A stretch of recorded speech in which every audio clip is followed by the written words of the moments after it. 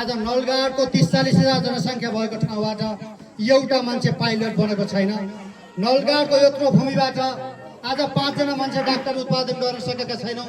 नलगाडको यत्रो भूमिबाट एउटा इन्जिनियर स्थायी बनाउन सकेका छैनौँ। प्रहरीको डिएसपी बनाउन सकेका छैनौँ।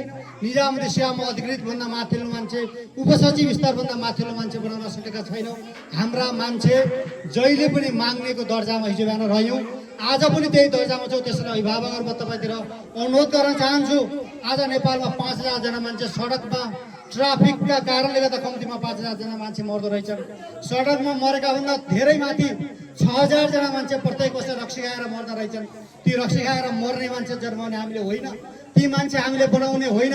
आज रक्सीले 6,000 जना मान्छे मर्दै गर्दा यो देशमा 28,000 मान्छे चुरोट खाएर मर्दा रहेछन्। चुरोटका कारणले गर्दा ज्यान गुमाउँदो रहेछन्। हामी सबैभन्दा पहिला चुरोट खान कस्टिन्छौँ, सबैभन्दा पहिला घरमा रक्सीको वातावरण निर्माण गर्छौँ।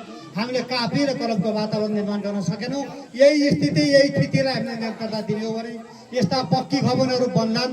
यी पक्की भवनहरूमा जन्मेका भाइ बहिनीहरू अर्काको पक्की भवनमा गएर काम गर्ने जनशक्ति हामीले निर्माण गर्ने हो भने यो आग्रह यहाँका बिचमा गर्न चाहन्छु।